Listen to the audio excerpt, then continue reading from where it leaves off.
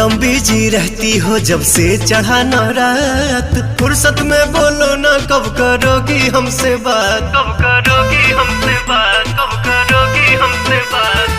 हरदम बिजी रहती हो जब से चढ़ा न रात। फुर्सत में बोलो ना कब करोगी हमसे बात। मगन हो किस मस्ती में थोड़ा हम पे ध्यान भी दीजिए। बलम जी नौ दिन नवरात्र में डिस्टर्ब न कीजिए।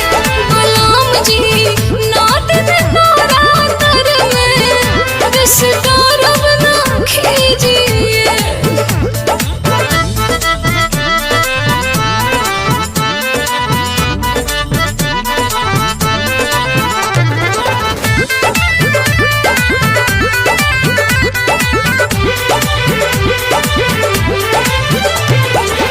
जानता हूँ बेबी देवी माँ की भगतीन हो।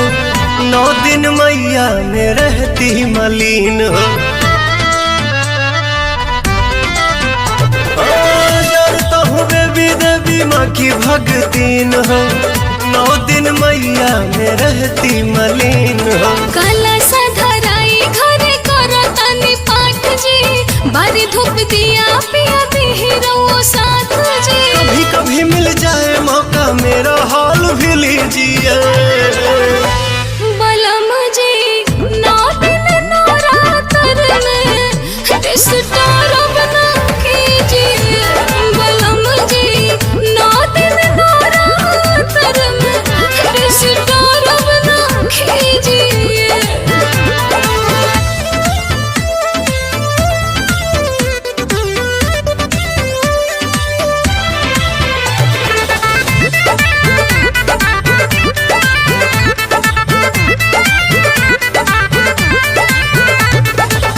पूजा पाठ का ना हमको आता नियम है। इसीलिए रानी तेरे साथ में ना हम है।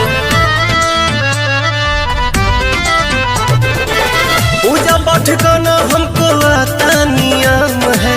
इसीलिए रानी तेरे